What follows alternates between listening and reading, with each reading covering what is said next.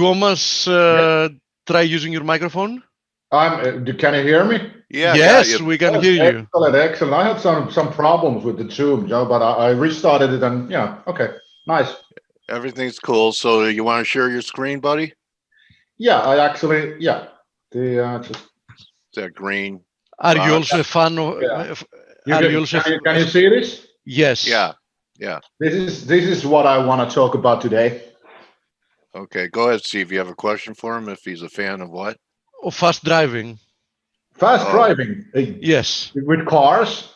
Yeah, of course. Yes, I mean, yeah, no, I don't know. It's a trading term, but yes, I'm a fan. Yeah, yeah, of course. I You're like Finnish. especially American cars.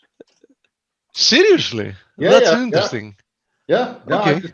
yeah. Which one? Name one. Challenger.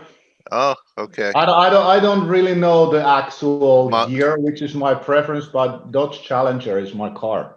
Okay. They were a great muscle car in the 70s. I remember them. Yeah. They've been reinvented, retooled. So okay, you want to talk Exploded about the great in '86. Did they? The gel? Oh, that one. Oh my God. That one. Oh yeah, the flying one. Yeah. Yeah. All right. So Thomas, the great stagnation. Yeah, that's basically what I want to talk about. Well, in general, also, I think in current environment, the central banks receive way too little criticism. I don't know why that is. They're like some rock stars that are messing up our economy with different substances or something like that. It's really strange. But this is I'm a trained growth economist, so this graph or figure tells me quite a bit where we are now. So this describes the global and regional growth of total factor productivity. And total factor productivity is essentially the part of the GDP growth that we cannot explain with increases in labor and capital quality and quantity. So it's an unexplained part, which is usually considered to be a measure of how technological innovations are, or how we are able to include the technological innovations in the production. So it just says that if the TFP is growing, it states that the productivity of a worker is growing faster than it should, considering the labor and capital inputs. Essentially, that's the thing. And what it does is it naturally tends to fall in when there's a crisis. So if you look at from the 1990s on, there was the Soviet Union breakup, the financial crisis of the Nordics and the Japan, and all the global TFP, which is the black line here, was dropping. Yeah. Then there was the Asian crisis, the tech bubble, and then it grew quite steadily till the global financial crisis came, and then it recovered quite quickly in 2010, and then fell again to a declining trend. And this is something that should not happen. We have been in expansion, economic expansion, if you look at the GDP since 2009, but the total factor productivity has not grown. And this is a big mystery, but it's our take that we are here because the very low interest rates set by the central banks and the QE have destroyed the mechanism that actually creates economic wealth. In a sense that the productivity growth is the one thing that has lifted the humanity out of the poverty during the past 250 years. And what this tells now is that this has broken down.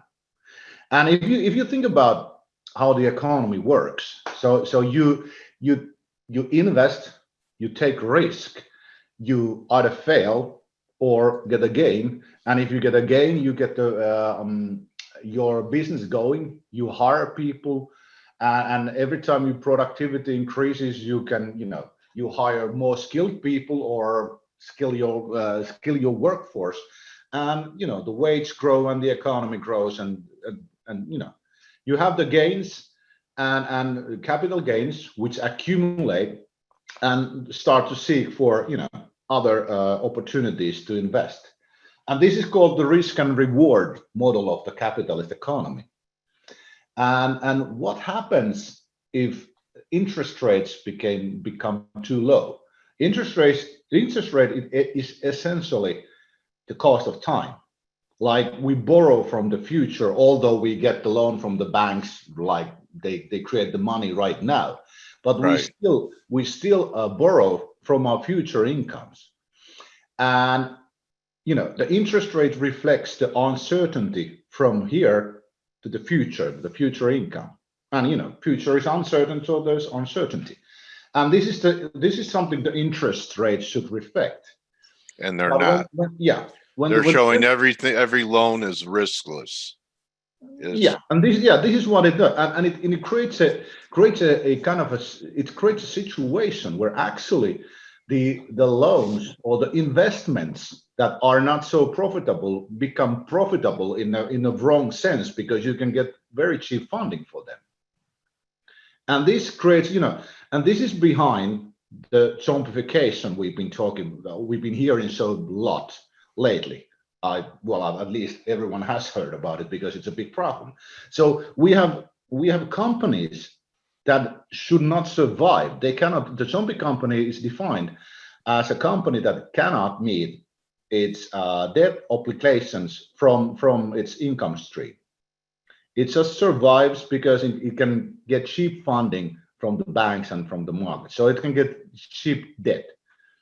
And this what happens is when the interest rates are really low, such companies multiply, and this is really troubling for the economy, because they tie capital. If these companies would fail, it would free the capital and the loans and all everything that is tied to them to be used to other companies which probably would have more profitable business models.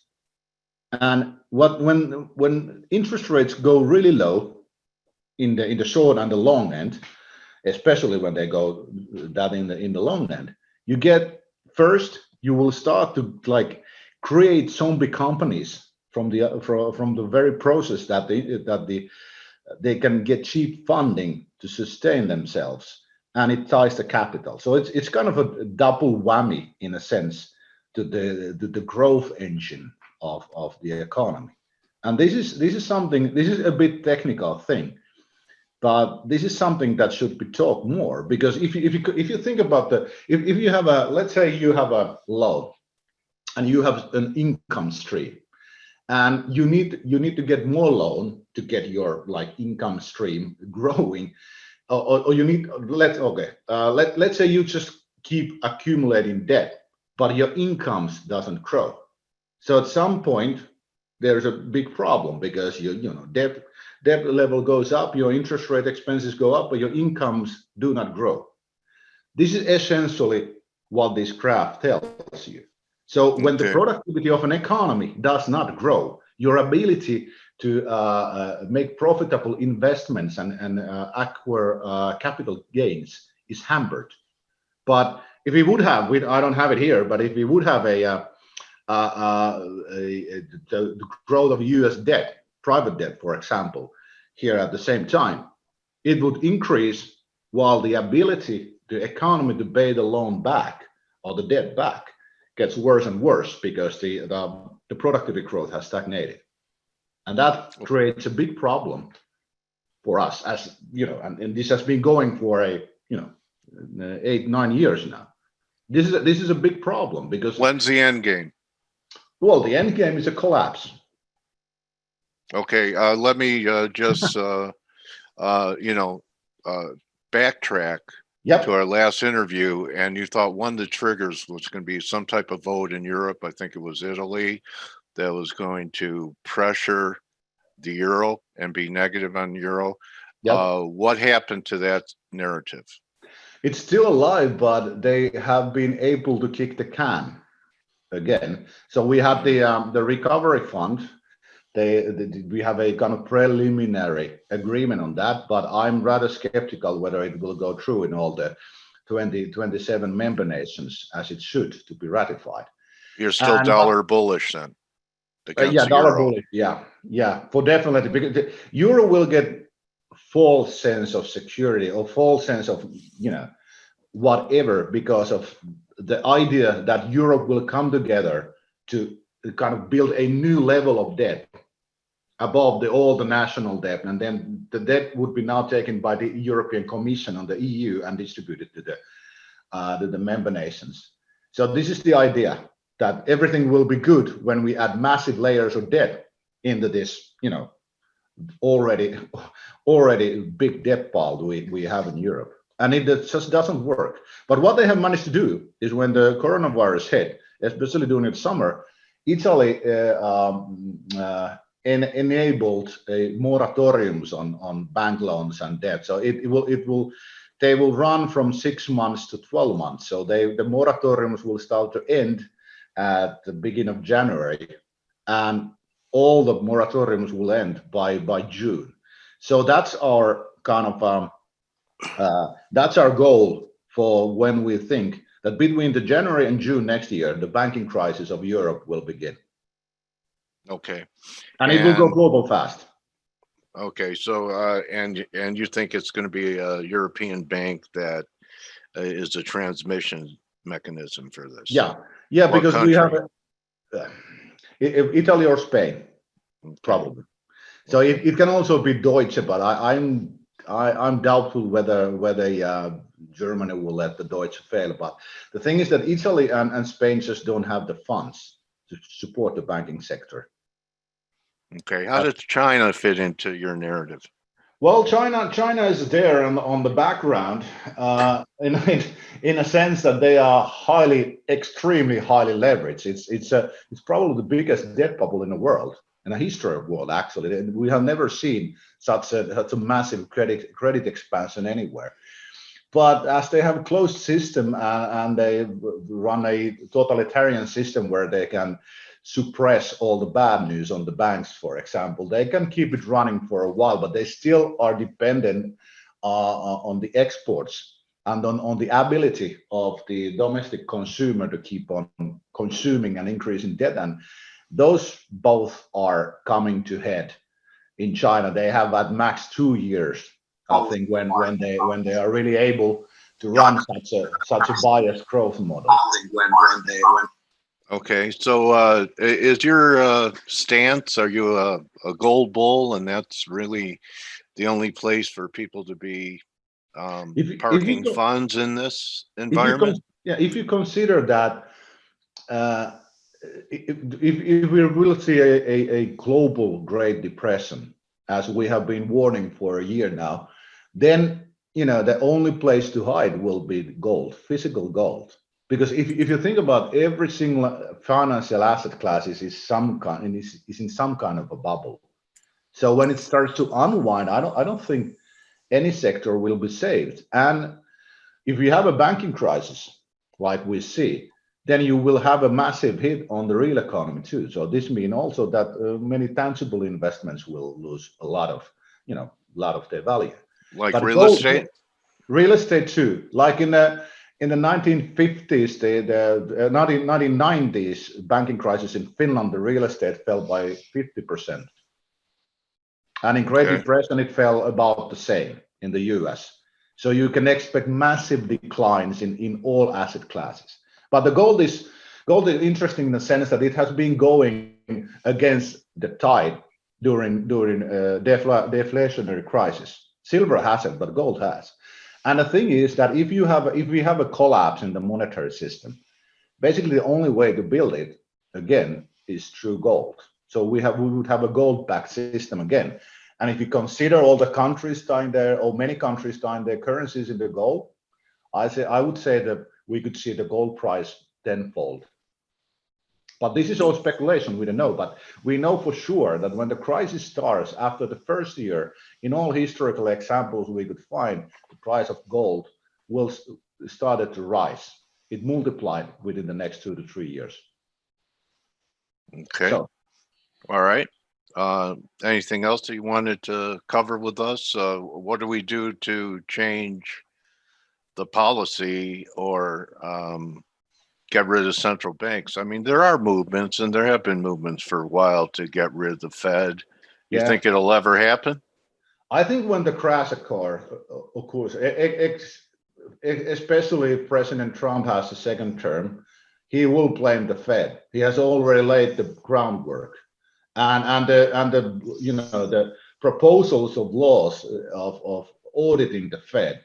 They have, I think, they passed the Congress or Senate already, but they didn't go to the second house. But it's just, there is a high likelihood that it will come. There's a strong objection or opposition against the Fed in the U.S. You can see it raises its head time and time again. But if Joe Biden wins, it's a bit probably more difficult to participate or the forecast what will happen to the Fed. But I wouldn't be betting my money on that the Fed will be there after 10 years. They have just created such a massive mess. I never thought I would see the central bank of the US to nationalize most of the capital markets where it effectively did last spring.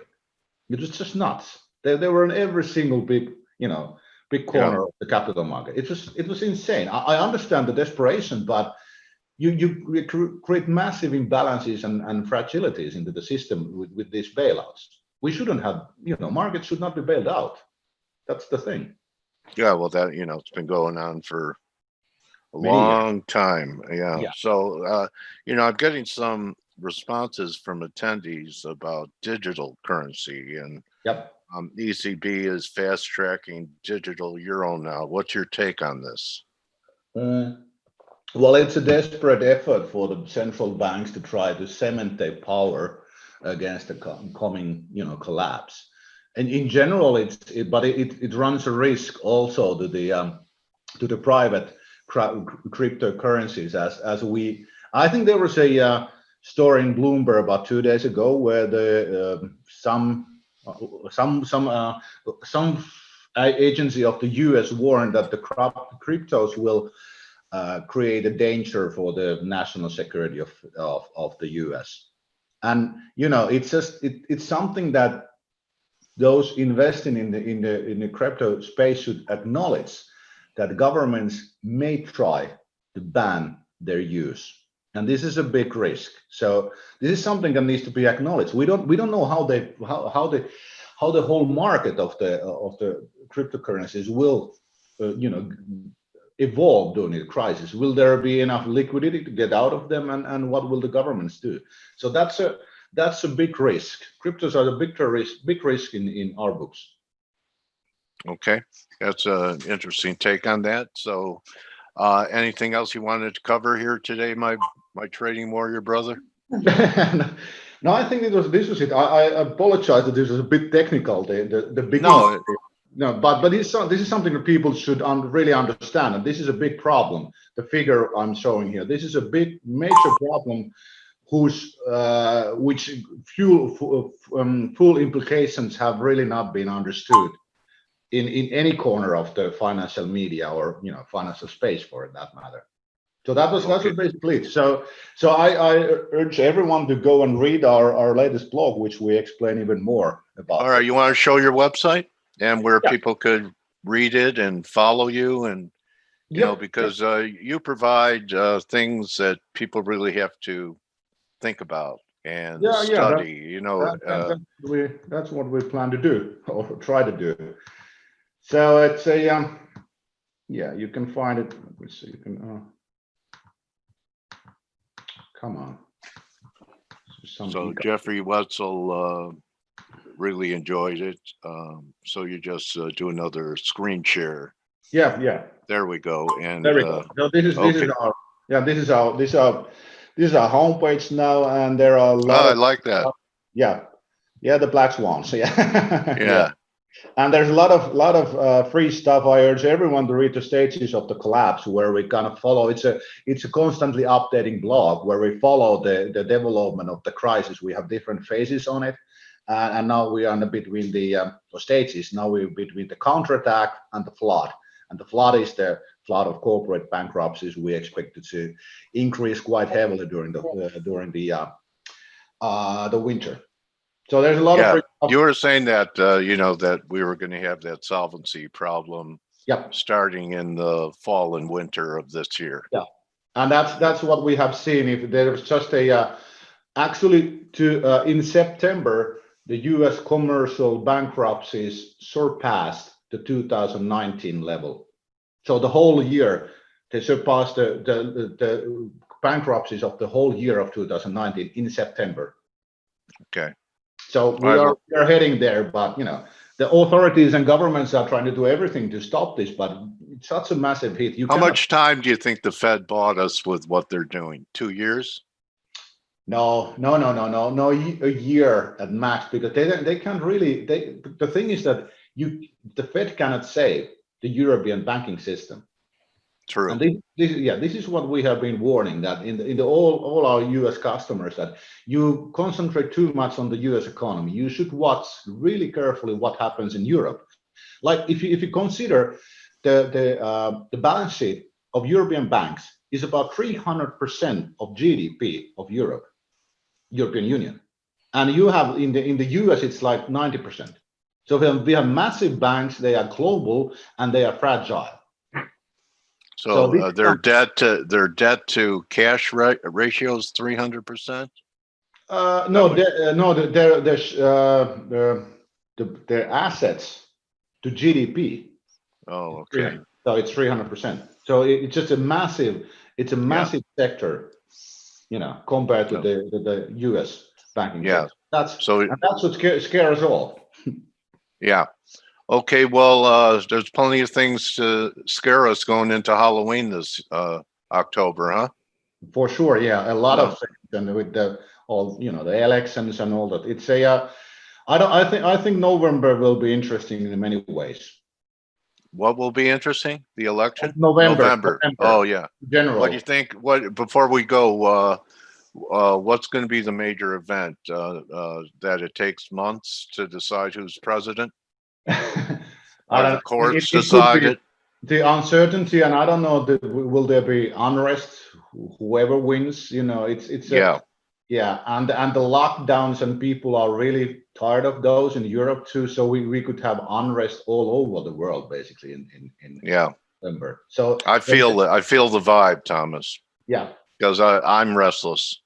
Yep. I'm sure everyone else is too. We have fatigue from the last 8 months. So I appreciate you being here with us today and sharing your stuff, and want to make sure that people can go to your website. It's www.gnseconomics.com, and you'll be able to read all of these for free. And you're a great resource for the big picture, Thomas. Thank you. It's always nice to talk to you. I appreciate that. So we'll do it again.